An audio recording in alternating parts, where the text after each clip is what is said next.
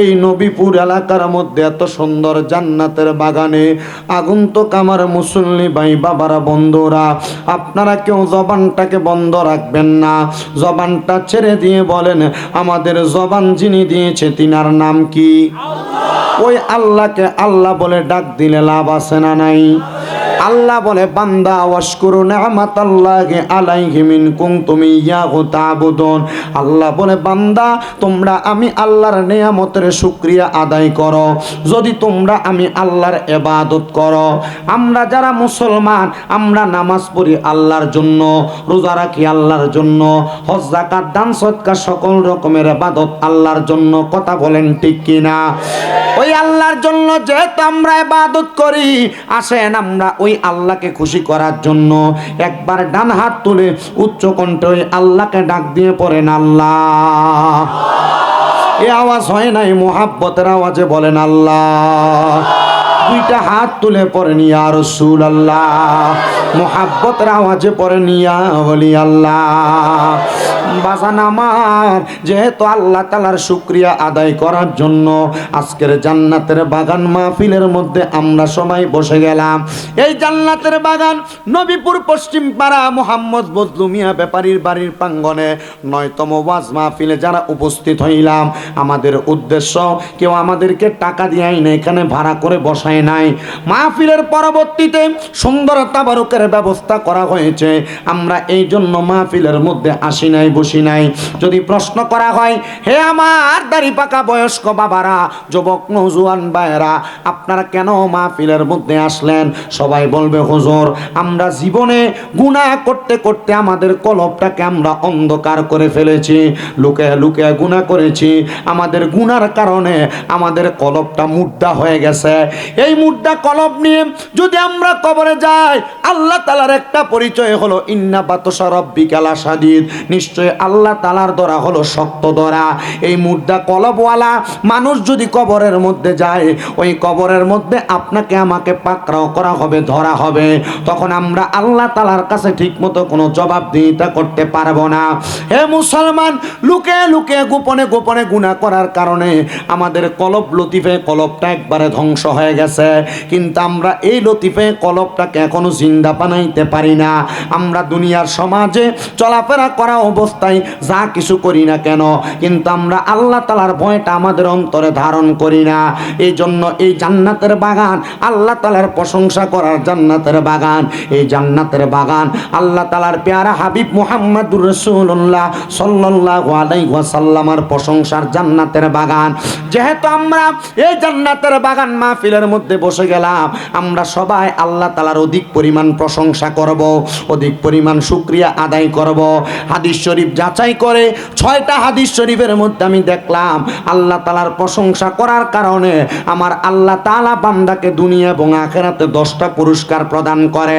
সাহাবায়ে কেরাম বলেন ইয়া রাসূলুল্লাহ, ইয়া হাবিবাল্লাহ, আপনার কাছে আমরা জানতে চাই আল্লাহ তাআলার শুকরিয়া আদায় করার কারণে আমার আল্লাহ তাআলা বান্দাকে কোন 10টা পুরস্কার প্রদান করে। হে আমার নবীপুরের মানুষ, গভীর মনোযোগ দিয়ে আলোচনা শ্রবণ করার চেষ্টা করবেন। আপনাদের এলাকার মধ্যে কোনো মানুষ যখন হার্ট অ্যাটাক করে, স্ট্রোক করে, মানুষটাকে ভালো একটা চিকিৎসার জন্য ঢাকা লেভেট হসপিটালে নিয়ে যাওয়া হয়। সর্বনিম্ন 65,000 টাকা, সর্বোচ্চ 1,25,000 টাকা একদিনের জন্য 24 ঘন্টার আইসিইউর বিল আসে। কথা কোন ঠিক কিনা? আল্লাহর প্রশংসা যদি আল্লাহর কোনো বান্দা করে, আমার আল্লাহ তাআলা ওই বান্দার হায়াত বৃদ্ধি করে দেয়। দুনিয়ার 1 লক্ষ টাকা, 1,20,000-25,000 টাকা আপনার খরচ করা লাগবে না। আল্লাহর প্রশংসা করার কারণে আমার আল্লাহ তাআলা আপনার এমন অবস্থা করে দিবে, মানে হায়াত বাড়াইয়া দিবে। জোরে পড়েন সুবহানাল্লাহ। মুসলমান ইমানদারের দলেরা গভীর মনোযোগ দিয়ে আলোচনা শ্রবণ করার চেষ্টা করবেন। আমি চাই আপনারা আমার আলোচনা থেকে যেই কথাগুলো ভালো লাগবে, এই কথাগুলোর উপরে আপনারা যেন আমল করেন। আমল করতে পারলে আল্লাহ তাআলা আপনার আমার জীবন পরিবর্তন করে দিবে। এবার আপনারা বলেন, আমরা আমাদের জীবন পরিবর্তন করে আমাদের জীবনটাকে জান্নাতি জীবন বানানোর দরকার আছে না নাই? থাক থাক থাক, শোনক শোনক, দাঁড়ায় শোনক, থাক না, ঠিক আছে, আপনারা দাঁড়ায় শোনেন। বিষয়টা হইলো আমার মাহফিলের একটা অভ্যাস, কেউ দাঁড়ায় থাকলে বসতে কই না, বসতে থাকলে দাঁড়াইতে কই না। এটার কাহিনী হইল, অনেক ভাইয়েরা আছেন কষ্ট করে যাওয়ার পথে মাহফিল ভালো লাগলে একটু দেখার জন্য চলে আসেন, তো ভালো লাগলে তারা দাঁড়ায় দাঁড়ায় বয়ান শোনে। এই জন্য যদি আবার বসতে কয় যদি চইলা যায়, এজন্য বসতেও বলি না, যার যেভাবে সুবিধা হয় এভাবে বয়ান শুনুক, ঠিক আছে না? যার যেভাবে ভালো লাগে। ঠিক আপনাদের যতক্ষণ ভালো লাগবে আমি আমার বয়ানটা ততক্ষণ পর্যন্ত করব। আমি খুব কষ্ট করে আসছি। আমি গতকালকে রাত্রে 1:20 সিরাজগঞ্জ থেকে রওনা দিছি। আমি কুমিল্লা আইসা পোষাইতে প্রায় সকাল 7:30 বাজছে। ভালো মতো ঘুম ক্লিয়ার হয় নাই, তবুও চেষ্টা করেছি আপনাদের এখানে এসে যদি ঘুমাইতে পারি। তো না, পাশেই তো ওই রুম রাখছে, তো মাইকের আওয়াজ পুরাটা কানে যায়, আরাম করা যায় নাই। তবু আমি এসেছি আপনাদেরকে দুই একটা কথা শোনানোর জন্য।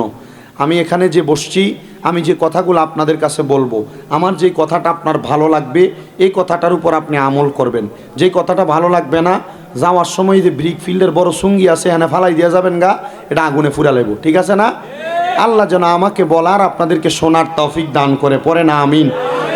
তাহলে বলেন আপনারা, আমরা সবাই আমাদের জীবনটাকে জান্নাতি খাসলত, জান্নাতি দৌলত দিয়া দুনিয়াতে সাজানোর দরকার আছে না নাই?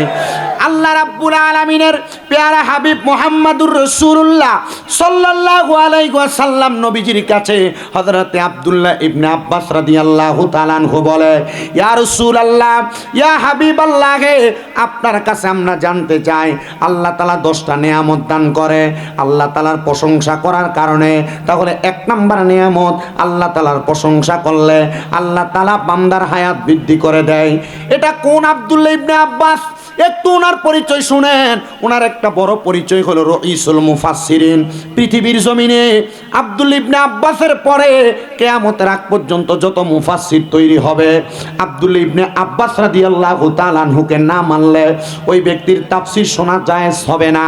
নবীজির প্রখ্যাত সাহাবা, প্রখ্যাত হাদিস বিশারদ আব্দুল্লাহ ইবনে আব্বাস রাদিয়াল্লাহু তাআলা আনহু বলতেছেন, শোনো দুনিয়ার মানুষ, আমি আব্দুল্লাহ ইবনে আব্বাস আমার নবীজির সন্ধান এবং তালাশ সব জায়গায় পেয়েছি, কিন্তু যখন আমার নবীজি তায়েফের ময়দানে 10 দিনের জন্য অবস্থান করেছিলেন, ওই তায়েফবাসী এমন দুষ্ট, আমার রসুলকে বড় আঘাত করেছে, কষ্ট দিয়েছে, কিন্তু আমার রসুল ওই তায়েফবাসীর জন্য কোনো বদদোয়া করেন নাই। রসুল দোয়া করে দিয়ে আসছেন। যারা মক্কা মদিনা গিয়েছেন হজ করার জন্য, ওই তায়েফ নগরের মধ্যে গেলে দেখবেন দামি দামি সুন্দর ভালো ভালো ফল পাওয়া যায়। অল্প কিছুদিন হয় ওই মক্কা মদিনা তাওয়াফ জিয়ারত করে যখন আমি আসলাম, আসার আগে ওই তায়েফ এলাকার মধ্যে আমি ভ্রমণ করেছিলাম। ওই তায়েফ এলাকায় যা দেখলাম আব্দুল্লাহ ইবনে আব্বাসের নামে সুন্দর একটা গেট করা, যে গেটের নাম হলো বাবে আব্দুল্লাহ ইবনে আব্বাস রাদিয়াল্লাহু তাআলা আনহু। এই গেটের পাশে আব্দুল্লাহ ইবনে আব্বাস রাদিয়াল্লাহু তাআলা আনহুর নামে একটা মাদ্রাসা, আবার এটার পাশে আব্দুল্লাহ ইবনে আব্বাস রাদিয়াল্লাহু তাআলা আনহুর মাকবারা এবং মাজার। হযরতে আব্দুল্লাহ ইবনে আব্বাস রাদিয়াল্লাহু তাআলা আনহুর মাকবারার পাশে বড় একটা মসজিদ। ওই মসজিদের মধ্যে উলামায়ে কেরাম কোরআন হাদিস যাচাই বাছাই করে, কোরআন হাদিস নিয়ে তারা তাকরার করে। আমি দেখলাম সেই জায়গার মধ্যে নবীর হাদিসকে কত সুন্দর তালিম দেওয়া হচ্ছে। সেইখানে আমি দেখলাম ওই আব্দুল্লাহ ইবনে আব্বাস রাদিয়াল্লাহু তাআলা আনহুর রচিত হাদিস শরীফের কত সুন্দর বয়ান করা হচ্ছে। সে আব্দুল্লাহ ইবনে আব্বাস রাদিয়াল্লাহু তাআলা আনহু বলে, শোনো জগতের মানুষ, আমি রসুলকে প্রশ্ন করলাম আল্লাহ তাআলার প্রশংসা করার কারণে আল্লাহ তো হায়াত বাড়ায় দিল, আর কোন নেয়ামত আমার রসুল আল্লাহ তাআলার পক্ষ থেকে আমাদেরকে দিবেন, একবার বলেন না। রসুল সাল্লাল্লাহু আলাইহি ওয়াসাল্লাম নবী আমার বলে, হে আব্দুল্লাহ ইবনে আব্বাস রাদিয়াল্লাহু তাআলা আনহু, শুনে নাও, 2 নাম্বার, যে বান্দা আল্লাহ তাআলার অধিক প্রশংসা করে, ওই বান্দার যদি কঠিন কোনো বিপদ থাকে, কঠিন কোনো মুসিবত থাকে, আমার আল্লাহ তাআলা ওই বান্দার কঠিন বিপদ এবং মুসিবত থেকে উদ্ধার করে দেন। জবান খুলে জোরে সোরে পড়ি সুবহানাল্লাহ। এই জন্য যে যেখানে থাকেন না কেন, কঠিন বিপদে কঠিন মুসিবতে আল্লাহ তাআলার অঢেল পরিমাণ প্রশংসা করবেন, আল্লাহ তাআলা শুকরিয়া আদায় করবেন। এজন্য উলামায়ে কেরাম বলতেছেন, রাসূলের হাদিস যাচাই বাছাই করে তোমরা যেখানে থাকো সুবহানাল্লাহ, আলহামদুলিল্লাহ, লা ইলাহা ইল্লাল্লাহ জিকিরটা একটু বেশি বেশি করবা। ইয়া রাসূলুল্লাহ, কেন? নবী সাল্লাল্লাহু আলাইহি ওয়াসাল্লাম নবী আমার বলে, এই জিকির যদি কোনো মানুষ তার জবানের মধ্যে জারি রাখতে পারে, আল্লাহ তাআলার প্রশংসা তার জবানের মধ্যে জারি রাখতে পারে, তাহলে আমার আল্লাহ তাআলার ওই বান্দা যদি কোনো জায়গার মধ্যে কঠিন কোনো মুসিবতে পড়ে যায়, আল্লাহ তাআলার গায়েবী সাহায্যের মাধ্যমে ওই বান্দাকে সাহায্য করা হবে। জোরে পড়ি সুবহানাল্লাহ। যেমন ভাবে সাহায্য করা হয়েছিল আল্লাহ তাআলার পয়গম্বর হযরতে ইউসুফ আলাইহিস সালাতু ওয়াস সালামকে। 9 ভাই একসাথে ইউসুফ পয়গম্বরকে নদীর পানির কূপের মধ্যে যখন ফেলে দিলেন, ইউসুফ পয়গম্বর ওই পানির মধ্যে যাইয়া পর্যন্ত, কূপের মধ্যে যাইয়া আল্লাহ তাআলার প্রশংসা করতে ভুল করেন নাই। কিন্তু যাযাবর আরবের অনেক মানুষ যখন ব্যবসা করার জন্য ইউসুফ নবীর ওই কূপের সামনে দিয়ে যাচ্ছিলেন, ওই কূপের মধ্যে পানির জন্য নিক্ষেপ করার যেই পাত্র ছিল, ওই পাত্রের মধ্যে করে আল্লাহ তাআলা ইউসুফ পয়গম্বরকে উদ্ধার করেছেন। এই ইউসুফ পয়গম্বর, আপনাকে আল্লাহ তাআলা কেমন করে উদ্ধার করেছেন? আপনি কি আল্লাহ তাআলার কাছে সাহায্য চাইছিলেন? উনি বলেন, আল্লাহর কসম, আমি আমার আল্লাহর কাছে সাহায্য কামনা করি নাই। আমাকে যখন আমার ভাইয়েরা কূপের মধ্যে নিক্ষেপ করেছে, আমি ইউসুফ পয়গম্বর সেই কূপের মধ্যে 3 দিন পর্যন্ত অবস্থান করেছিলাম। পানির ছুঁইতে পারি নাই, পানি আমার গায়ের মধ্যে লাগে নাই। আমি ইউসুফ পয়গম্বর সেখানে শুধু সুবহানাল্লাহি ওয়া বিহামদিহি সুবহানাল্লাহিল আযীম এই জিকিরটা শুধু করেছি। আর করার কারণে আমার আল্লাহ তাআলা আরবের যাযাবরদের মাধ্যমে আমি ইউসুফ পয়গম্বরকে উদ্ধার করেছে। জোরে পড়ি সুবহানাল্লাহ। সুবহানাল্লাহ। গভীর মনোযোগ দেন। তাহলে আল্লাহ তাআলার বান্দা আল্লাহ তাআলার প্রশংসা করলে আল্লাহ মুসিবত থেকে উদ্ধার করেন, গায়েবী সাহায্য করবেন। এই জন্য আপনারা যে যেখানে থাকেন না কেন, আল্লাহ তাআলার প্রশংসা, আল্লাহ তাআলার শুকরিয়া বেশি বেশি করে আদায় করবেন। সাহাবায়ে কেরাম প্রশ্ন করি, আর রাসূলুল্লাহ 3 নাম্বার আল্লাহ তাআলার কি পুরস্কার দান করেন? আপনি রসুলের কাছে জানতে চাই। আমার রসুল হাবিবে কিবরিয়া মুহাম্মদ মুস্তাফা সাল্লাল্লাহু আলাইহি ওয়াসাল্লাম বলতেছে, 3 নাম্বার, ওই বান্দার যদি কঠিন কোনো রোগ থাকে, বিমারি থাকে, আমার আল্লাহ তাআলা বান্দার কঠিন রোগ থেকে শেফা দান করে। চিন্তা করে দেখেন, ডাক্তারের ভিজিট লাগে 1000 টাকা, সর্বনিম্ন 300 টাকা, আবার সর্বোচ্চ যাচাই বাছাই করলে 4-5 হাজার টাকা ভিজিট দিয়ে ডাক্তার দেখানো লাগে। কিন্তু আল্লাহর কোনো বান্দা যদি আল্লাহ তাআলার প্রশংসা করে, আল্লাহ তাআলা শুকরিয়া আদায় করে, আল্লাহ তাআলা গায়েবীভাবে বান্দার কঠিন রোগ থেকে শিফা দান করে দেয়। বেশি কোনো আমল লাগবে না। এই প্রশংসাটা বড় স্বাভাবিক প্রশংসা।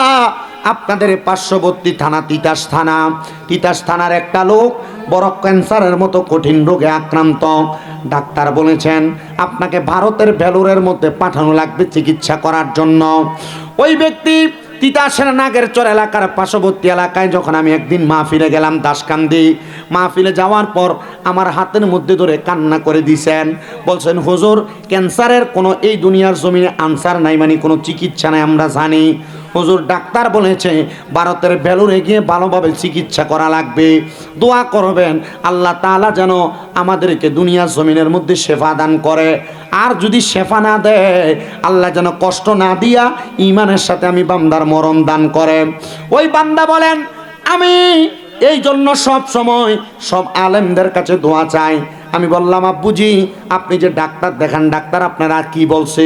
বলছে এই রোগের কোনো আর ভালো চিকিৎসা নাই। আমি বলছি, আমার কাছে একটা চিকিৎসা আছে, আপনি যদি সামান্য ছোট্ট চিকিৎসাটা গ্রহণ করেন, আমার মনে হয় আল্লাহ তাআলা আপনাকে ক্ষমা করে দিবে। এই তিতাসের ওই ব্যক্তিটা উনি আমাকে বলে, হুজুর, ডাক্তারের কাছে লাখ লাখ টাকা আমি ব্যয় করেছি, চিকিৎসা করার ব্যবস্থা করেন, আমি আমার টাকা ব্যয় করতে চাই। আমি বললাম, বেশি টাকা লাগবে না, মাত্র 60-70 টাকার কালো জিরার প্রয়োজন। উনি দোকান থেকে কালো জিরা আনাইলেন। আমি বললাম, আব্বাজি, আপনি নামাজ আদায় করেন কিনা? উনি বলছে, হুজুর, অসুস্থ হওয়ার পরে প্রস্রাব পায়খানা আমি ধরে রাখতে পারি না, তবুও চেষ্টা করি ঘরে আমি 5 ওয়াক্ত নামাজ পড়ার জন্য। আমি বললাম, এখন থেকে 5 ওয়াক্ত নামাজের পাশাপাশি আপনি আমার আল্লাহ তাআলার কাছে একটা ইবাদত করবেন, যে ইবাদতের কথা আল্লাহ তাআলা কোরআনুল কারীমে বলেন, ওয়া মিনাল লাইলি ফাতাহাজ্জাত বিহি নাফিলাতাল লাকা আসা আইয়াবাসাকা রাব্বুকা মাকামাম মাহমুদা। আল্লাহ তাআলা নবীজিকে বলেছেন আপনি রাতের কিছু অংশ তাহাজ্জুদের নামাজ আদায় করেন, আপনাকে অতি সত্বর মাকামে মাহমুদ প্রশংসার দরজা দান করা হবে। এ আয়াত যখন আমার নবীজির উপর নাজিল হয়েছে, নবীজি কেমন করে জানি কান্না করেন। আম্মা জান আয়েশা সিদ্দিকা বলেন, আল্লাহর হাবিবকে দেখলাম ওই দিন সেজদাকে অনেক লম্বা করেছেন। নবীজি সেজদা থেকে মাথা মুবারক উঠাচ্ছেন না। সেজদা থেকে মাথা উঠানোর পরে আম্মা জান আয়েশা সিদ্দিকা রাদিয়াল্লাহু তাআলা আনহা আল্লাহর হাবিবকে বলি, ইয়া রাসূলুল্লাহ, আপনি কেন এমনভাবে কান্না করতেছেন? আপনার কান্না করার কারণ জানতে চাই। আম্মা জান আয়েশা সিদ্দিকা বলেন, এই মুহূর্তে আল্লাহ তাআলা আমি নবীর উপর একটা আয়াত নাজিল করেছেন। এই আয়াতের জন্য কান্না করি না, আমি আমার উম্মতের জন্য কান্না করি। ইয়া রাসূলুল্লাহ, আয়াত নাজিল হওয়া এটা আল্লাহ তাআলার ওহী। এটা যেই ব্যক্তি পায় সেই ব্যক্তি নবুয়তের দায়িত্ব পালন করে, কিন্তু আপনি কেন ওহীটা পাওয়ার পর কান্না করেন? আল্লাহর হাবিব বলে, আয়েশা, আমি নবী কান্না করার কারণ হইল আমাকে আল্লাহ তাআলা বলেছেন আমি যদি তাহাজ্জুদের নামাজ আদায় করে রাতের কিছু অংশে, মানে শেষ তৃতীয় অংশে, আল্লাহ তাআলা আমি নবীকে প্রশংসার দরজা মাকামে মাহমুদ দান করবে। কিন্তু আমি আমার আল্লাহর কাছে কান্না করলাম, আল্লাহ, আমি নবী দুনিয়ার জমিনের মধ্যে থাকবো না, রওজা মুবারকের মধ্যে চলে যাব।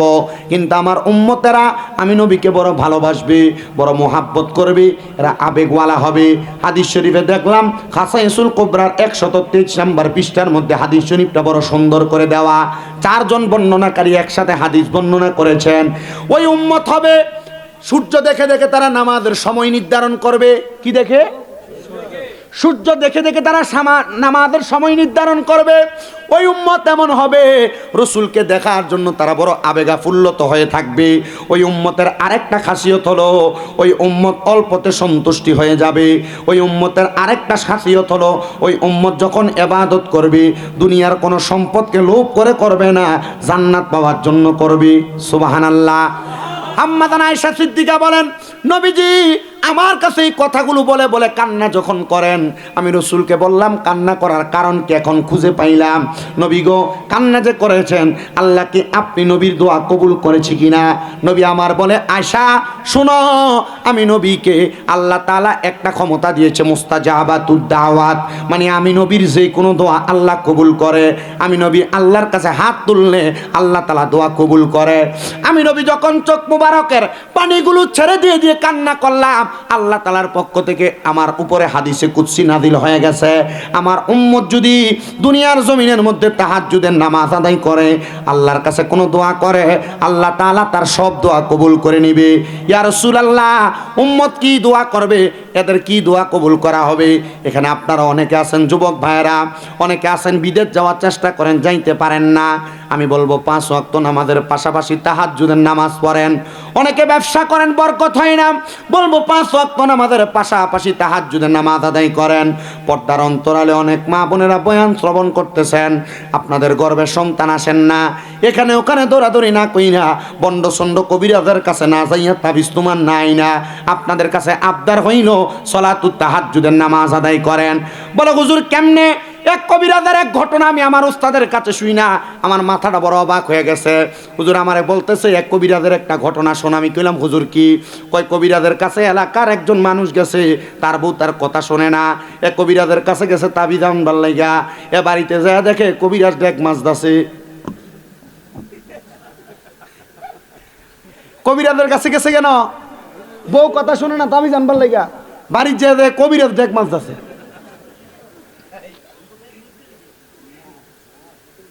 বর্তমান জামানায় এমন কোন ভালো কবিরাজ নাই যে আল্লাহর কোরআন দিয়ে চিকিৎসা করবে, কোরআনিক চিকিৎসা। এই জন্য আমি আপনাদেরকে বলি, আল্লাহর হাবিব সাল্লাল্লাহু আলাইহি ওয়াসাল্লাম নবীর ঘোষণা, যদি তোমরা আল্লাহ তাআলার কাছ থেকে গায়বীভাবে সাহায্য পাইতে চাও তাহলে ইবাদতের নাম সলাতুত তাহাজ্জুদের নামাজ। অনেকে চিন্তা করে হুজুর 5 ওয়াক্ত নামাজ হইতো পড়ি না, আমরা তাহাজ্জুদ পড়বাম কেমনে? আমি আপনাদের কাছে হযরতে আব্দুল হক মুহাদ্দিস দেহলভী রাহমাতুল্লাহ আলাইহির একটা ওয়াকিয়া শোনাইবো, কারগুজারি শোনাইবো। আমার বয়ান যখন শুরু করব তখন, বয়ান কিন্তু এখনো শুরু হইছে না। আপনারা কি কষ্ট করে একটু বসতে রাজি আছেন? শেষ পর্যন্ত থাকবেন ইনশাআল্লাহ? হ্যাঁ। এই মুরব্বি আব্বা সাবধান, এটার বইতে কর দরকারও নাই, তারা দাঁড়ায় দাঁড়ায় ওয়াজ শুনুক। আমি একবার এর আগে কয়ে দিছি, দ্বিতীয়বার আর বলবো না। তারা যারা দাঁড়ায় শুনতে মন চায় দাঁড়ায় শুনবে, অসুবিধা নাই, কারণ খিচুড়ি খাওয়াই না মানুষটিও তো লাগবো। কি কোন আপনারা? আল্লাহ কবুল যেন করে, আমিন পড়েন। তাহলে নামাজটার নাম সলাতুত তাহাজ্জুদ। মা বোনদেরকে বলবেন এই নামাজ যেন পড়ে, রোগের শিফার জন্য, কঠিন বিমার থেকে উদ্ধার হওয়ার জন্য। এবার ওই তিতাসের যেই ব্যক্তি, ওনাকে আমি বললাম আপনি কালো জিরা, যেই কালো জিরা মরণ ছাড়া সব রোগের ওষুধ, মরণ ছাড়া সব রোগের ওষুধ। আমি সূরা ফাতিহা 7 বার পরে কালো জিরার মধ্যে ফুঁক দিয়ে বললাম এখন থেকে কালো জিরার মধ্যে অনেকগুলো কালো জিরা মিক্স করে করে আপনি আহার করবেন, আর আপনি সলাতুত তাহাজ্জুদের নামাজ পড়বেন 3 মাস। উনি বলেন আমি নামাজ আদায় করতে লাগলাম। মাত্র 1.5 মাস পরে ঢাকা ল্যাবেট হসপিটালের মধ্যে গেছেন ডাক্তার দেখানোর জন্য আল্লাহর বান্দা। উনি বলেন ডাক্তারকে আমি যখন দেখাইলাম আমাকে 3টা পরীক্ষা দিল। পরীক্ষা দেওয়ার পরে আমি পরীক্ষার রেজাল্টগুলো ডাক্তারকে দেখানোর পর ডাক্তার বলে কোন ডাক্তার দেখাইছেন, আপনার তো এখন আর কোনো রোগ ধরা পড়তেছে না। ওই ব্যক্তি বলে হুজুর আমি আল্লাহু আকবার বলে ওই হসপিটালের ডাক্তারের চেম্বারের মধ্যে একটা চিৎকার দিলাম। চিৎকার দেওয়ার সাথে সাথে পুরা হসপিটালের মনে হয় মানুষগুলো আমার সামনে চলে আসছে। হুজুর আমি যখন চিৎকার দিলাম ওই ডাক্তারকে বললাম হে ডাক্তার আমি অন্য কোনো চিকিৎসা নেই নাই, দুনিয়ার কোনো ডাক্তারের চিকিৎসা নেই নাই, আমি 5 ওয়াক্ত সালাতের পাশাপাশি সালাতুত তাহাজ্জুদের নামাজ আদায় করেছি আর সেজদার মধ্যে কান্না করেছি, আর আমি আল্লাহর রাসূলের দেওয়া চিকিৎসার ওষুধ কালো জিরা ভক্ষণ করেছি। আমার আল্লাহ তাআলা আমাকে গায়েবীভাবে আমার রোগ থেকে শেফা দান করেছে। ওই ব্যক্তি বলে আল্লাহর কসম আমার যত সম্পদ আছে আমি আমার সম্পদের মায়া ত্যাগ করেছিলাম, আমি আমার সন্তান স্ত্রী পুত্র নাতি নাতকুরের মায়া ত্যাগ করেছিলাম, কিন্তু আমার আল্লাহ তাআলা আমাকে এমন জীবন দান করেছে আমার আর কষ্ট করার প্রয়োজন নাই, আমি আর কষ্ট করতে চাই না। আমি আমার সন্তানকে বলেছি তোমাদের যেহেতু কুয়েতের মধ্যে ব্যবসা আছে তোমরা ব্যবসা করো, আমি আব্বা আর কোনো কাজকর্ম করতে চাই না, আমি আব্বার এখন একটাই কাজ আমি আমার মনিবের গোলামি করব।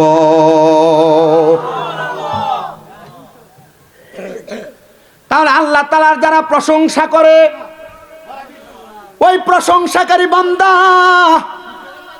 কঠিন কোন বিপদে থাকলে বিপদ থেকে উদ্ধার করে একজন, কঠিন কোন রোগ থাকলে রোগ থেকে শেফা দান করে একজন। 10টা নিয়ামত বললাম, 3টা নিয়ামতের কথা, হায়াত বৃদ্ধি করেন, মুসিবত থেকে উদ্ধার করেন, রোগ মুক্তি করেন। 4 নাম্বার ওই বান্দার যদি কামাই রুজি না থাকে আল্লাহ তাআলা রিজিকের মধ্যে বরকত দান করে। কিসে দেয়? ইবাদতের কারণে রিজিকে বরকত দান করেন, আল্লাহর প্রশংসা করার কারণে রিজিকে বরকত দান করে। অনেক বেডারা অনেক মহিলারা এদের কামাই নাই, এরা আফসুস আফসুস করে, এ ব্যাক করলে এরা বুঝে না, যদি বুঝতো এরা এই আফসুস আফসুস না কইরা সেজদার ভিতরে লুটে পড়তো।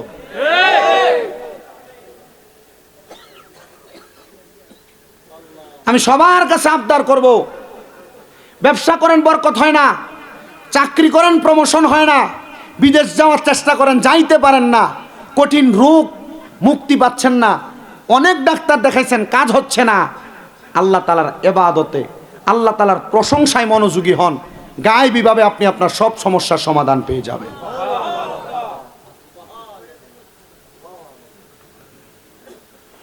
ধৈর্য নিয়ে বসবেন মুসলমান, আল্লাহ তাআলা রিজিকের ফয়সালা করেন আল্লাহ তাআলার প্রশংসা করার কারণে। এবার আসেন আল্লাহ তাআলা আর কি প্রদান করেন, যেহেতু নিয়ামত দিবেন আল্লাহ তাআলা 10টা, কয়টা? জোরে কোন? 10টা নিয়ামত প্রদান করবেন। 5 নাম্বার নিয়ামতটা বড় মর্যাদাবান নিয়ামত, 5 নাম্বার নিয়ামতটা বড় সম্মানিত নিয়ামত। ওই নিয়ামতটা হইল আল্লাহর ওই বান্দাটাকে আমার আল্লাহ তাআলা দুনিয়ার জমিনের মধ্যে থেকে যখন ইন্তেকাল করাবেন, মৃত্যু দিবেন, ওই মৃত্যুটা ঈমানের সাথে মৃত্যু দান করবেন। জবান বন্ধ নাই, জোরে পড়েন সুবহানাল্লাহ। কিসের সাথে মৃত্যু দিবেন? জোরে বলে না, কিসের সাথে মৃত্যু দিবেন? মুসলমান ইমানদারেরা গভীর মনোযোগ দিবেন। এই নবীপুর এলাকার অনেক মানুষ মারা যায়, অনেক মানুষ মারা যাওয়ার সময় বিছানার মধ্যে প্রস্রাব পায়খানা করে দেয়, মারা যাওয়ার সময় জিহ্বার মধ্যে কামড় দিয়ে মারা যায়, মারা যাওয়ার সময় নাকি দিয়ে মুখে দিয়ে রক্ত বের হয়, মারা যাওয়ার সময় চোখ উল্টে দেয়, মারা যাওয়ার সময় সুন্দর চেহারা কালো হয়ে যায়। কেন এমন জানেন? আনাস ইবনে মালিক রাদিয়াল্লাহু তাআলা আনহু নবীর প্রখ্যাত একজন সাহাবী, যিনার উপাধি হইল খাদেমুর রসুল। উনি বলেন, নবীজি মাঝে মাঝে মায়া করে আমি আনাসে ইয়া বুনাইয়া আমার ছেলে বলে ডাকতেন, আমি আনাস ও নবীকে বাবা বলে ডাকতাম। আনাস ইবনে মালিক বলেন, আমি এমন কয়েকটা মৃত্যুর খারাপ অবস্থা দেখে আল্লাহর হাবিবে কিবরিয়ার কাছে প্রশ্ন করলাম, ইয়া রাসূলুল্লাহ, ওগো মায়ার নবী, ওগো দয়ার নবী, রহমাতুল লিল আলামিন নবীজি, মানুষ কেন এমন কষ্ট পায় মারা যায়? নবী আমার এই প্রশ্ন করার সাথে সাথে নবীজির চোখ মুবারকগুলা বেয়ে বেয়ে টপ টপ টপ টপ করে পানি পড়তেছে। আমি আল্লাহর হাবিবকে আবার প্রশ্ন করলাম, ইয়া রাসূলুল্লাহ, মানুষ কেন এমন কষ্ট পেয়ে মারা যায়, এমন জঘন্যভাবে বিশ্রীভাবে মারা যায়, আপনার কাছে জানতে চাই। নবী আমার বলে, কেন এমন কষ্ট পেয়ে মারা যায়? আজরাইলের ভয়ঙ্কর চেহারা নীল চক্ষু নিয়া যখন ওই বান্দার সামনে দাঁড়ায়া যায়, তখন বান্দা আজরাইলের ভয়ঙ্কর চেহারা দেখে ভয়ে বিছানার মধ্যে প্রস্রাব পায়খানা করে দেয়। এ বান্দা ভয়ে আজরাইলের চেহারা দেখে বিছানার মধ্যে প্রস্রাব পায়খানা করে দেয়। 2 নাম্বার, আজরাইল যখন তার রুহুটা কবজ করার জন্য তার বুকের মধ্যে থাবাটা দিয়া দেয়, তখন ওই বান্দা মুখ দিয়া বলতে চায়, আর একটু আমারে সময় দাও। তখন বান্দার 2 জিহ্বাটা 2 চোয়ালের মাঝখানে কামড় পড়ে যায়। বান্দা চোখ দিয়ে ইশারা দিয়ে বোঝানোর চেষ্টা করে, তখন বান্দার চোখটা উল্টে যায়। বান্দা ওই সময় যখন আজরাইলের দিকে তাকায়, চোখ উল্টানোর সাথে সাথে বান্দার শাহরগগুলা ঠাস ঠাস করে ছিঁড়ে যায়, হাতের রগগুলা ছিঁড়ে যায়, পায়ের রগগুলা ছিঁড়ে যায়। ওই সময় বান্দার রক্ত চলাচল করতে পারে না। ওই বান্দার যখন রক্ত চলাচল করতে পারে না, তখন বান্দার রক্তগুলা নাকে মুখে দিয়ে রক্ত বের হয়ে যায়। ইয়া রাসূলুল্লাহ, এমন কষ্ট পায়া কারা মারা যায়?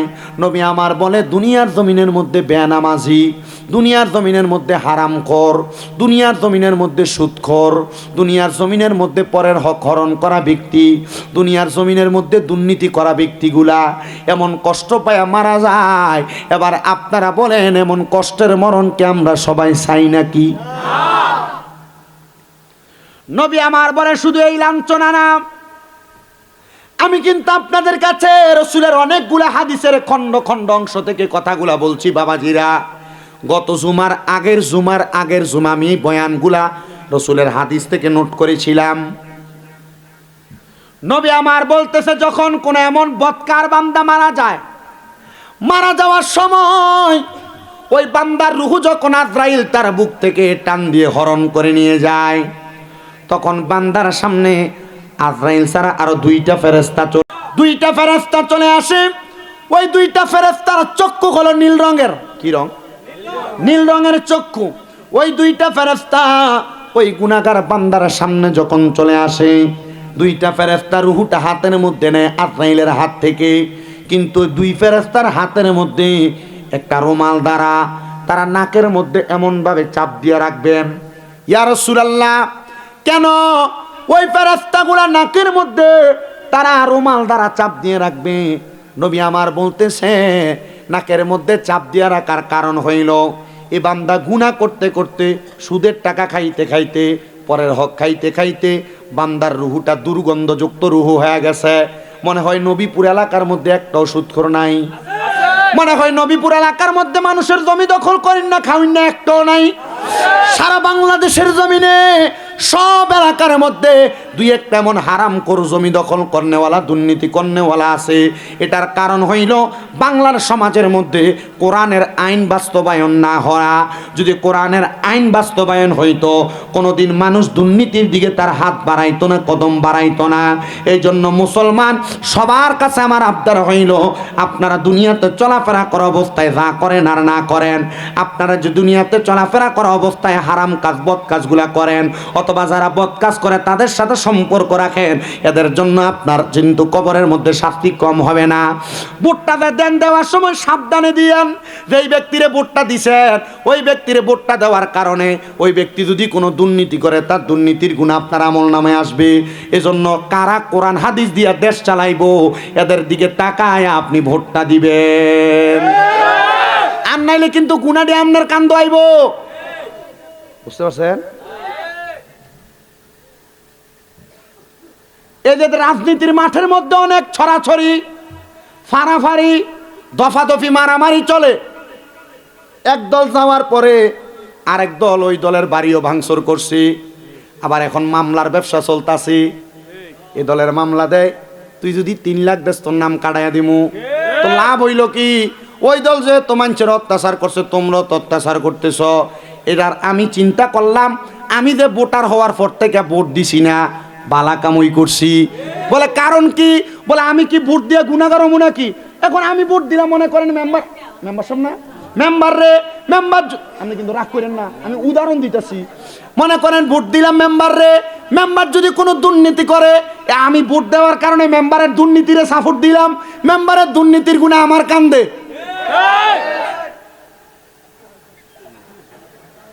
আবার মেম্বার যদি কোনো ভালো কাজ করে, ভালো কাজের সওয়াব আমার উপরে। তবে মুসলমান মনে রাখবেন, শুধু 16 বছর না, গত 50 বছর পর্যন্ত বাংলাদেশের মানুষ কোরআন সুন্নাহ ভিত্তিক নিজের দায়িত্ব, নিজের অস্তিত্ব প্রমাণ করতে পারে নাই। যদি প্রমাণ করতে চান, আল্লাহর কোরআন রসুলের হাদিস ভিত্তিক সমাজ পরিচালনা, রাষ্ট্র পরিচালনার দায়িত্ব গ্রহণ করা লাগবে। কথা কোন ঠিক কিনা?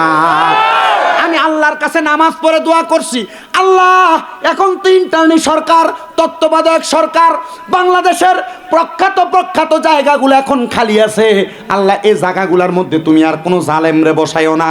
আল্লাহ এই জায়গাগুলোর মধ্যে কোনো দুষ্ট লোকরে বসাইও না, কোনো দুর্নীতিবাজরে বসাইও না, কোনো এলাকার বাদ লোকরে বসাইও না। আল্লাহ এই জায়গাগুলোর মধ্যে কোরআন সুন্নাহ দিয়ে তারা দেশ চালাইবে এমন কয়েকটা লোক বসাইও। আমি শুধু দোয়া করছি, আল্লাহ যেন এই দোয়াটা কবুল করে। জোরে কোন আমিন।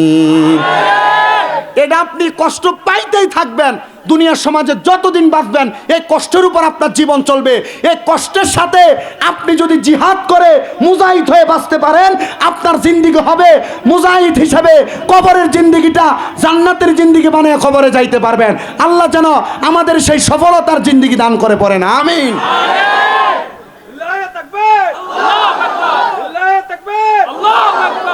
কিন্তু আপনারা এগুলা করেন না। আপনারা 100 টাকার কাছে বেচা হন, কথা কোন রে? 100 টাকার কাছে বেচা হন, আপনারা 1 কাপ চায়ের কাছে বিক্রি হন। আপনারা ভোটের আগের রাত্রে 200, 300, 500 টাকা ভাগ করে এটার কাছে বিক্রি হন। এবার আপনি যে এটার কাছে বিক্রি হইলেন, তো বেটা তো আপনার কাছ থেকে ভোটটা টাকা দিয়ে কিনা নিছে। আপনার এলাকার উন্নয়ন পাইবেন আপনি কই থেকে? বেটা তো আপনারা টাকা দিছে, টাকা তোলা লাগতো না।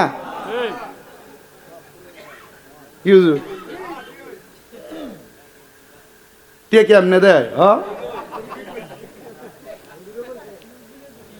আপনাদেরকে সবাইকে আমি ধন্যবাদ জানাইতেছি, জাযাকুমুল্লাহ জানাচ্ছি। আল্লাহ যেন আপনাদেরকে উত্তম জাযা দান করে, আমিন করেন। কি লেগে জানেন? আপনারা যে এত ধৈর্যের সাথে সবাই বইছেন, এটাই তো আমার কপাল বেশি ভালা।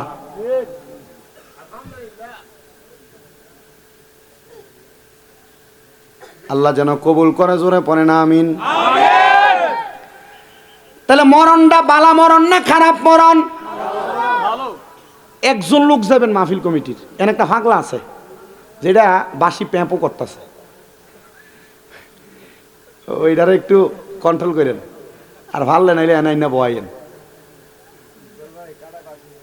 আছে একটা আছে, এটা আমি গাড়িতে নামনে দেখছি। ও কখন ভাই, ও মাঝে মাঝে আমি নবী ফুট দিয়ে দিকে ঢুকতে বেলা রাতকেও দেওয়া হয়।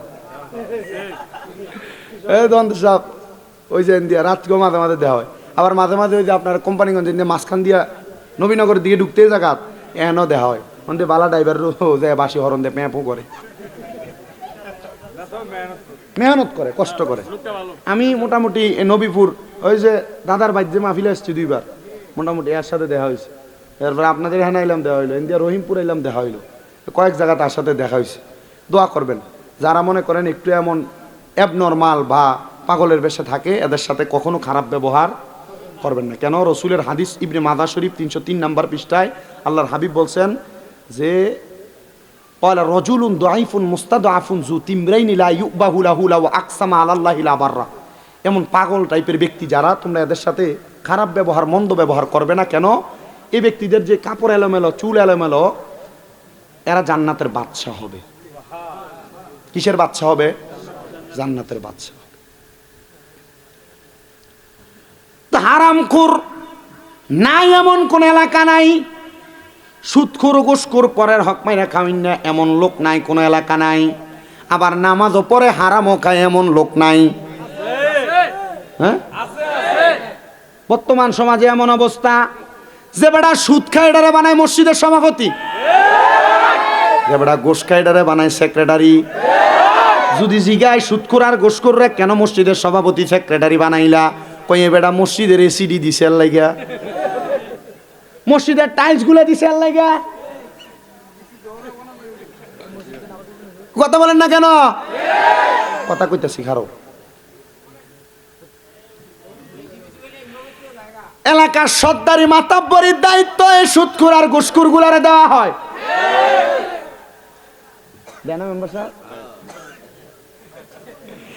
এদের এলাকার মধ্যে প্রভাব ভালো, কিন্তু কবরের ভিতরে এমন ফিটা ফিটবো, কাঁচা বাঁশের গুঁড়া দিয়ে বাইরেব। এই বাড়িটার নাম হলো আযাবুন শাদীদ, যন্ত্রণাদায়ক শাস্তি। কারণ মোর কিল্লা বাঁশ দিয়ে বাইরে এলে তার আড্ডি দিয়ে শক্ত, মানুষের হক খায় একে আড্ডি শক্ত বানাইছে, বাঁশ ভেঙে দেবো গা।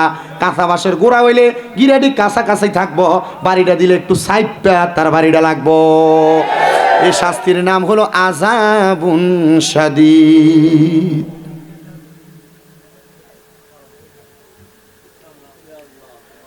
ধৈর্য নিয়ে বসেন, মনোযোগ নিয়ে বসেন। বয়ান যে জায়গায় এই ব্যক্তিগুলো কবরে যাওয়ার পর এরার মরার আগ থেকে গজব শুরু হয়ে জায়গা। কোন সময় থেকে? দেখবেন আপনি রিক্সা চালাইতেছেন, আপনি কামাই করেন দৈনিক মাত্র 300, 400, 500, কিন্তু 1 লাখে প্রতি বছরে পায় 30,000। এমন কয়েক লাখ টাকায় সাইল্লা রাখছে, এ মোটামুটি যা আসে এটি দিয়ে তার সংসার চলে থাকা। কিন্তু দুঃখের বিষয়, এ প্রতি মাসে, প্রতি সপ্তাহে থেরাপি, এই চিকিৎসা, ওই পরীক্ষা, ওই পরীক্ষা, ডাক্তার দেখাইতে দেখাইতে এর টাকা সব হেন দিয়ে দেখা।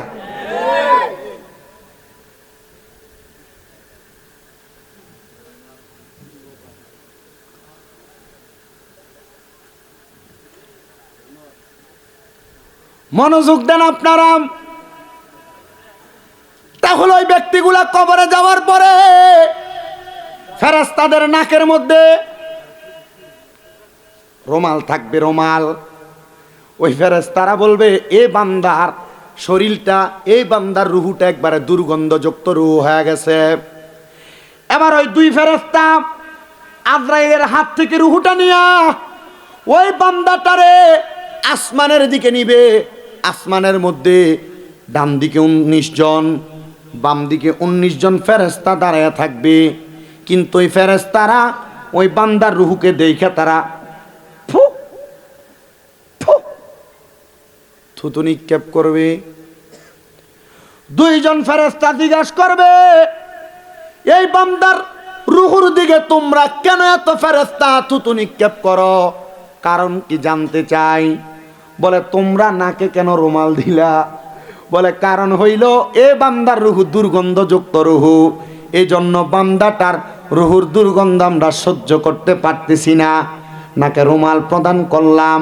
তখন ওই ফেরেশতারা বলবে আমরা একই কারণে এই বান্দার প্রতি থুতু নিক্ষেপ করতেছি। কিন্তু ওই খারাপ ব্যক্তিটার রুহুটা ডাক দিয়ে বলবে রে 2 জন ফেরেশতা, তোমরা আমারে এত তাড়াতাড়ি কেন নিয়ে যাচ্ছ? তোমরা যদি জানতা আমার জন্য কি যন্ত্রণাদায়ক, লাঞ্ছনাদায়ক, বঞ্চনাদায়ক শাস্তি রাখা হয়েছে, তোমরা আমারে এত তাড়াতাড়ি নিয়ে যাইতা না, এত তাড়াতাড়ি নিয়ে যাইতা না, এত তাড়াতাড়ি নিয়ে যাইতা না। এবার বান্দাকে আসমানের দিকে নিয়ে যাওয়া হবে। আলমে আরো হয় বান্দার রুহুটাকে রাখার জন্য এবার আলমে আরোহার দরজা থাকবে বন্ধ। আল্লাহর বান্দাটার রুহুটা নিয়ে আসা হবে জমিন আসমানের দিকে, আসমানের ডাইনে, আসমানের বামে, আসমানের সামনের দরজা বন্ধ। আসমানের পেছনে একটা অংশ থাকবে, যে অংশটা দিয়ে বলা হবে বান্দাকে জাহান্নামের মধ্যে প্রবেশ করাও। বান্দা যখন জাহান্নামে যাবে, জাহান্নামের আগুনের রং হবে তিনটা। এক নাম্বার লাল, যে আগুন আমরা চুলার মধ্যে দেখতে পাই। 2 নাম্বার সাদা, 3 নাম্বার কালো। এবার বান্দার জাহান্নামের আগুনে 1000 বছর জ্বালাইয়া বান্দার আগুনের তাপ যখন দিতে থাকবে বান্দা কষ্ট পাবে। আরো 1000 বছর জ্বালানোর পরে বান্দার আগুনের রংটা হবে সাদা। আরো 1000 বছর জ্বালাইয়া ওই আগুনের রংটা হবে কালো। এবার বান্দা বলবে হাইরে এত পিপাসা, 3000 বছর জাহান্নামের আগুনে জ্বললাম। বান্দা পানি পানি করবে, বলে হুজুর বান্দা এত কষ্ট পাবে, আল্লাহ তো রহিম রহমান, বান্দারে কি পানি দিবে না? বলে হ্যাঁ, বান্দাকে পানি দেওয়া হবে, কিন্তু জান্নাতি বান্দার পানি আর জাহান্নামী বান্দার পানি দুইটা 2 রকমের। বান্দার জন্য পানির পাত্র নেওয়া হবে, এই পাত্র কাচের, কিন্তু বান্দার পানির পাত্রটা হবে লোহার। আগুনের মধ্যে গরম কইরা সেক দিতে দিতে মনে হবে এটাও একটা আগুনের মতো, আগুনের কয়লার মতো।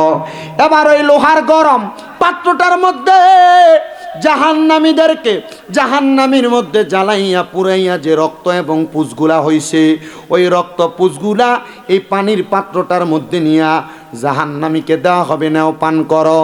এ মুসলমান, এই পানির মধ্যে একটা মশা পড়লে আপনি পানি পান করেন না, একটা ময়লা দেখলে পুরা পানি পালায়া আপনি গ্লাসটারে ভালো করে ধুইয়া তারপরে পানি পান করেন।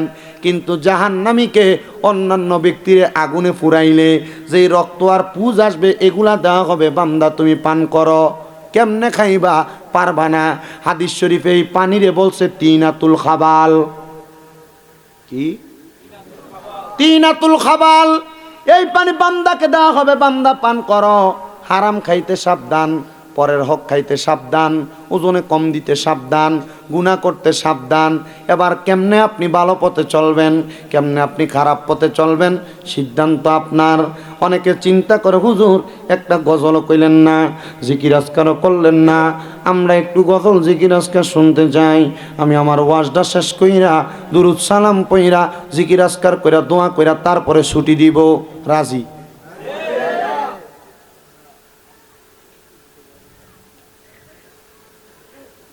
তো বান্দা জাহান্নামের মধ্যে, তো এটা তো ইমানি মরণ না, কারণ ইমানদার তো কষ্ট পেয়ে মারা যাবে না। ইমানদার কি কষ্ট পেয়ে মারা যাবে? ইমানদারের মরণ বড় মজা, ইমানদারের মরণ বড় আরামদায়ক রে মুসলমান। হে মুরাদনগরের নবীপুরের মানুষ, শুনে নেন, আপনাদেরকে আমি জানানোর চেষ্টা করতেছি। ইমানদার যখন মারা যাবে, ইমানদার মারা যাওয়ার আগে আল্লাহ তাআলা ইমানদারের কাছে 2টা ফেরেশতা প্রেরণ করবে। কয়টা? জোরে কোন কয়টা? একটা ফেরেশতা ইমানদার বান্দার কাছে আইসা হাতের মধ্যে জান্নাতি আপেল নিয়ে আসবে, সুবহানাল্লাহ। আরেকটা ফেরেশতা জান্নাতের মেশক আম্বরের আতর নিয়ে ইমানদার বান্দার নাকের কাছে বসবে, আরেকটা ফেরেশতা বান্দার মাথার কাছে বসবে। ও বন্ধু, আপেলওয়ালা ফেরেশতারা মাথার কাছে বইসা ইমানদার বান্দার মাথার মধ্যে হাতটা বুলিয়ে দিবে। ইমানদার বান্দা, ছোট বাচ্চা কান্না করলে মা যেমনে মাথায় হাত বুলিয়ে দিলে ইমানদার বান্দা ঠিক এমন ভাবে ঘুমিয়ে যাবে বাচ্চার মতো। এবার আজরাইল আসবে ইমানদার বান্দার রুহুটা নেওয়ার জন্য। আজরাইল আইসা সর্বপ্রথম যেই থাবা দিবে, ওই থাবাটা ইমানদারের বুকের মধ্যে দিবে। কোথায়? বুকের মধ্যে দিবে। এই বুকের মধ্যে থাবা আজরাইল ইমানদাররে কেন দিবে? কারণ আমরা যেই নবীর উম্মত, মুহাম্মদ মুস্তাফা আহম্মদ মুস্তাফা সাল্লাল্লাহু আলাইহি ওয়াসাল্লাম নবীজি, ওই নবীজি রহমাতুল লিল আলামিন নবীর রূহ যখন আজরাইল কবজ করার জন্য আসছেন, আজরাইল এখনো রূহ কবজ করে নাই। নবীজির বুক মুবারকের উপরে শুধু আজরাইলের হাতটা রাখছে। আল্লাহর হাবিব তখন আল্লাহ বলে 3টা চিৎকার করেছিলেন। প্রশ্ন করা হয়েছে, ইয়া রাসূলুল্লাহ কেন চিৎকার করেন? আপনার রূহ তো এখনো কবজ করা হয় নাই।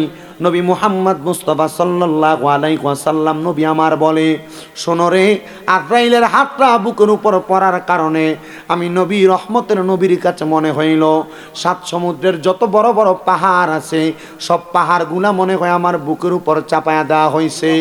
ওই সময়ও নবীদের হাদিস বর্ণনা হচ্ছে।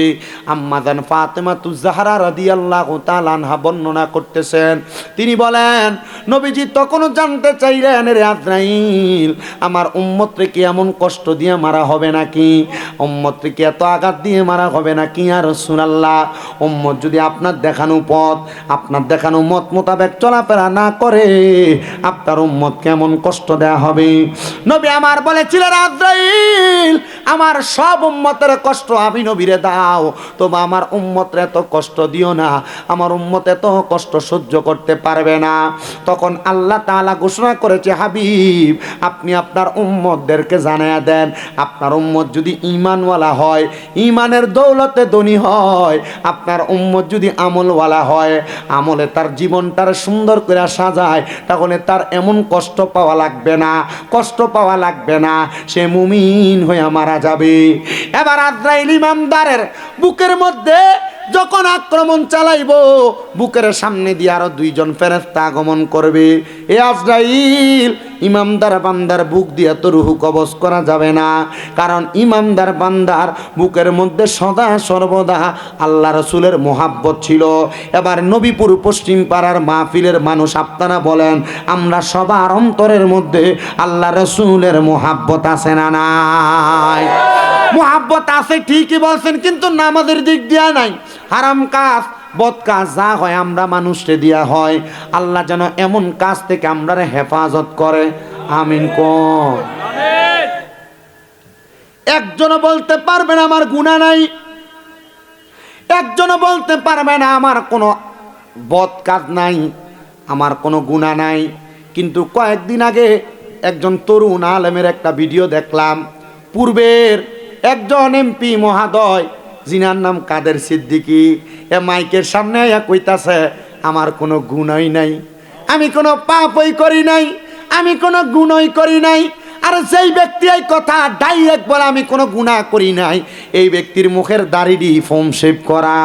তো আপনারা বুঝেন, যে ব্যক্তির দাড়ি ফোম শেভ করা এটা গুনাহ করে নাই, মুখ দিয়া বাসায় বাসায় কয়, কিন্তু ছায়া দেখেন রাতের নাইট ক্লাবের ভিতরে বুড়া ডিজাইয়া বেরিয়ে লইয়া নাচে।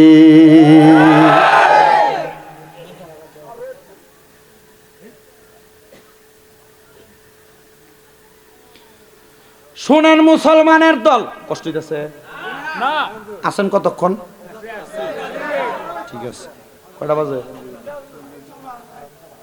সব দেরি জানি কেন, কয়টা বাজে? আর আধা ঘন্টা বল।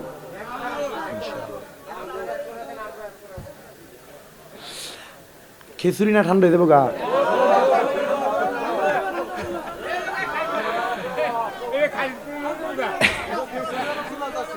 আছে ওই দেখ শেষ। আল্লাহ যেন সবাইকে কবুল করে, আমিন কন। আব্বা আমি বইলা দিই আবার শেষ বেলা, আপনারা যদি কষ্ট হয়, আপনারা মোটামুটি ওয়াজ দূর করছি, কারণ এখন মুমিনের মজা। বেঈমানি করলে আর খারাপ কাজ করলে, মন্দ বা কাজ করলে কি কষ্ট পাইবেন, মূল যে ওয়াজ এটা করে লাইছি। ইমানদারের ইমানের মজা যেটা, এটা আপনারা না হলো চলবে, হেডিরে বয় করে যদি আমল করেন শেষ, ঠিক আছে না?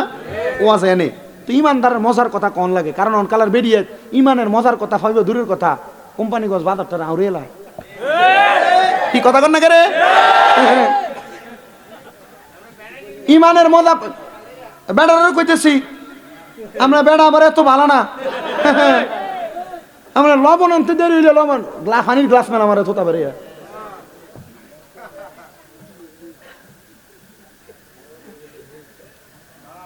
ওই দিন ঢাকার একটা ভিডিও আপনারা হয়তো যারা ফেসবুকের উন্নয়নে আপনারা দেখছেন, বেটা বিয়া যে একটা করছে আর যে বেটির লোকে ফেম করে এটা লোক ঘুরতে গেছে দেখা, এখন ঘরের বেড়ি আইয়া তারা এমনি কটকটা সিপ দেখে, হে আমরা বেটারা আমরা কই বালা, ঘরে বউ রেখে জিনাবে বিচার করে, এই কথা বলেন না কেন? আমরা বেটারাও যে এত ভালো এটার গ্যারান্টি আমরা দিতে পারবো না।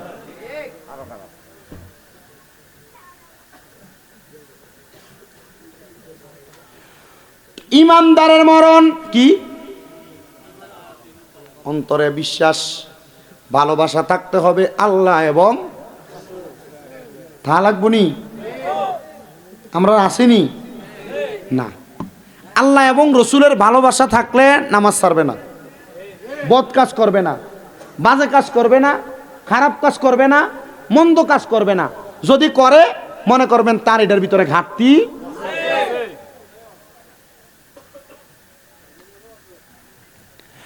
আল্লাহর হাবিব সাল্লাল্লাহু আলাইহি ওয়াসাল্লামকে আনাস ইবনে মালিক প্রশ্ন করি, ইয়া রাসূলুল্লাহ, তাইলে আপনি বলেন কোন ইমানদারের মৃত্যুবরণ যখন করবে, আজরাইল তো বুক দিয়ে রুহটা নিতে পারবে না, তাইলে আজরাইল কেমনে রুহ নিবে? এবার বলতেছে আজরাইলের দ্বিতীয় কর্মযোগ্য হবে ইমানদারের চেহারা বরাবর, কারণ এটা ওয়া আহসানি সুরাত, এই চেহারা দিয়া বান্দা অনেক কিছু করে, ঠিক কিনা? বান্দার এই চেহারার উপর আক্রমণ চালাইব। এবার ওই বান্দার চেহারার উপর আক্রমণ চালানোর কারণে বান্দার চেহারার মধ্য থেকে আবার দুইজন ফেরেশতা জবাব দিবে। আমরা যারা সুন্দর চেহারা নিয়ে বড়াই করি, এই চেহারার সব চাইতে মাদ্দার জায়গা হলো আমাদের কপাল। তখন এই বান্দার কপালের মধ্য থেকে ফেরেশতার আওয়াজ আসবে। এ বান্দার কপাল দিয়া রুহু কবজ করা যাবে না, কারণ বান্দা সুবহানা রব্বিয়াল আলা বলে আমার আল্লাহরে সেজদা দিছে।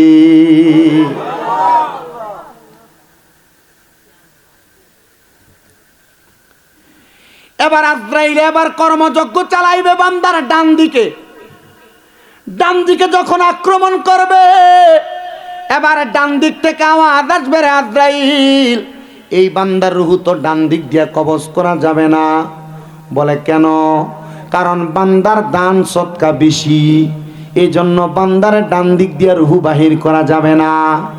বান্দার বাম দিকে আক্রমণ চালানো হবে, ওই বান্দার বাম দিক থেকে আওয়াজ আসবে, রে আজরাইল, আমরা হইলাম বান্দার পিতা মাতার খেদমত, বান্দার বাম দিক দিয়ে তুমি রুহু বাহির করতে পারবে না। নবী আমার বলতেছে আজরাইল আল্লাহ তাআলার কাছে যাইয়াম ফরিয়াদ জানাইবে, আল্লাহ এই বান্দার রুহু তো কবজ করা যায় না। এবার আজরাইলকে আল্লাহ তাআলা আদেশ প্রদান করবে, এ আজরাইল, যেই ব্যক্তি মুমিন, যেই ব্যক্তি ইমানদার, সে কখনো কালেমা পড়া ছাড়া মরবে না। বান্দা যেহেতু ঘুমায়, কিছুক্ষণ পরে বান্দা ঘুম থেকে জাগ্রত হবে, কালেমা পড়বে, বান্দার তখন রুহুটা তুমি কবজ করে নিয়ে আসবা। এবার ওই বান্দার কাছে ফেরেশতা আসছিল কয়টা? একজন ফেরেশতা মাথার কাছে, আরেকজন ফেরেশতা নাকের কাছে। নাকের কাছের ফেরেশতার কাছে মেশক আম্বরের আতর, ওই আতরটার সুঘ্রাণ যখন বান্দার নাকের কাছে ছাইরা দিবে, বান্দা সুঘ্রাণ পাইয়া ঘুম থেকে জাগ্রত হয়ে যাবে। ঘুম থেকে জাগ্রত হওয়ার পর মাথার কাছের ফেরেশতা জান্নাতে আপেলটা বান্দার সামনে যখন ধরবে, ওই বান্দা আপেলের দিকে তাকাইব, কারণ জান্নাতের প্রত্যেকটা জায়গায় জায়গায় কালিমা তাইয়্যিবা লেখা। বান্দা তখন পড়বে কালিমা তাইয়্যিবা, লা ইলাহা ইল্লাল্লাহু মুহাম্মাদুর রাসূলুল্লাহ। আওয়াজ হয় নাই? জবান খুলে পড়েন, লা ইলাহা ইল্লাল্লাহু মুহাম্মাদুর। এখনো অনেকে জবানকে বোবার মতো করে রাখছে, মোহাব্বতে পড়েন, লা ইলাহা ইল্লাল্লাহু মুহাম্মাদুর রাসূলুল্লাহ সাল্লাল্লাহু আলাইহি ওয়াসাল্লাম। আজরাইল ওই সময় ইমানদার মুমিন বান্দার সামনে হাজির থাকবে। মুমিন বান্দার জবান দিয়ে যখন বাতাস বের হবে, তখন আজরাইল নিমিষে মুমিন বান্দার রূহ কবজ করে নিয়ে যাবে। এই মুমিন বান্দার রূহ নেওয়ার পর আজরাইল ফেরেশতা ওই মুমিন বান্দার রূহটা নিয়া যখন উপরের দিকে যাইতে লাগবে, আমরার এলাকায় একটা মাছ আছে, যে মাছটা হাতে ধরলে ফিসলে ফিরা জায়গা, নাম কি? হ্যাঁ, ইমানদার মুমিনের রূহ এমন ভাবে আজরাইলের হাতে থাকবে না। কি বলে? আজরাইলের হাতে যখন মুমিনের রূহ থাকবে না, ওই মুমিন বান্দাটা ইমানদার বান্দার রুহটা আজরাইল হাতের মধ্যে নিয়ে আল্লাহর কাছে ফরিয়াদ করবে, রাখবো কোথায়? যাহাবি ওয়াল ফিদ্দাত, স্বর্ণ এবং রূপা দুইটার সংমিশ্রণের একটা পাত্র নেওয়া হবে মুমিনের রুহু রাখার জন্য। মনে করেন এটা একটা পানির পাত্র, এটার মধ্যে পানি ছেড়ে দিলাম, একটা ট্যাপ, পানিটা এটা পুরার পরে ট্যাপ চলতেছে, পানি কি এখানে থাকবে না পড়বে? স্বর্ণ রূপার তৈরি ওই পানির পাত্রটার মধ্যে মুমিন বান্দার রুহু থাকবে না, রুহুটা উতরে উতরে পড়বে। আল্লাহ তাআলা জানায় দিবে, হে বান্দার রুহুটা কেন থাকে না জানো? কারণ আমি আল্লাহ ঘোষণা করেছি, ওয়ালা তাকুলু লিমান ইউকতালু ফি সাবিলিল্লাহি আমওয়াত বাল আহইয়াউ ওয়ালাকিন লা তাশউরুন।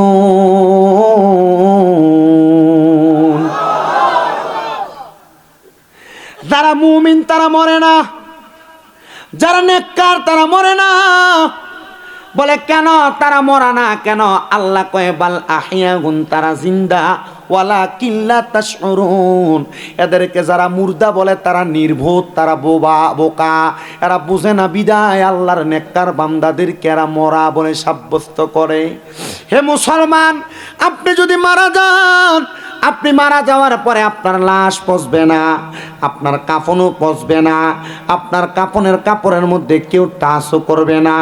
এমন অনেক নজির বাংলাদেশে আছে। কিন্তু বাংলার মানুষ কি জীবন বানাইলা, মরার পরে তোমার কবরের বাস পচার আগে তোমার লাশ পয়সা যায়? না না না, বাস পচার আগে কেন তোমার লাশ পচবে? তোমার লাশটা যেন ঠিক থাকে, তোমার কবরের বাস পচে যাবে। আর বান্দা রুহুটা যেন দাঁড়ায় দাঁড়ায় আল্লাহ তাআলার কুদরতি কদমে সেজদা দিতে পারে। এটা অন্য কারণ কথা না, নবীর হাদিসের কথা, আল্লাহর কোরআনের কথা। যদি বান্দা মুমিন হয়, যদি বান্দার ঈমানি খাসলত দিয়া জীবন গঠন করে, তাহলে বান্দা মরার পরে বান্দা জীবিত হয়। আলেম ওলামাদেরকে প্রশ্ন করবেন, হুজুর মানুষ না মারা যায়, মরলে আবার কেমনে জিন্দা হয়? দেখবেন ইন্তেকাল শব্দটা যে ব্যবহার করে এটা ভাবে ইনফিয়ালের ওজনে। এই শব্দটার অর্থ মরা না, এই শব্দটার অর্থ হচ্ছে জায়গা পরিবর্তন করা, স্থানান্তরিত হওয়া। বান্দা দুনিয়ার জীবন থেকে বান্দা কবরের জীবনে যায়, আরেকটা জীবন বান্দার শুরু হয়ে যায়।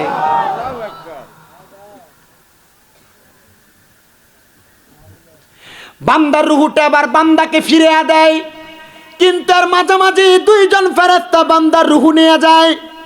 দুইজন ফেরেশতা যখন মুমিন বান্দার রুহু আস্তে আস্তে নিয়ে যাবে, ওই দুইজন ফেরেশতাকে মুমিন বান্দার রুহু প্রশ্ন করবে, এ ফেরেশতা এত আস্তে আস্তে কেন আমার রুহু নিয়ে যাচ্ছ? নিয়ে যাচ্ছি আর কি। বলে তুমি যদি জানতা আল্লাহ তাআলা আমার জন্য কত অসংখ্য রহমত বরকত রেডি করে রাখছে, তাহলে আমি বান্দার রুহু এত আস্তে নিতা না, আরো তাড়াতাড়ি নিয়ে যাইতা। এবার বান্দার রুহু নেওয়া হবে। ওই যে আসমানের দরজায় কয়জন ফেরেশতা বলছিলাম?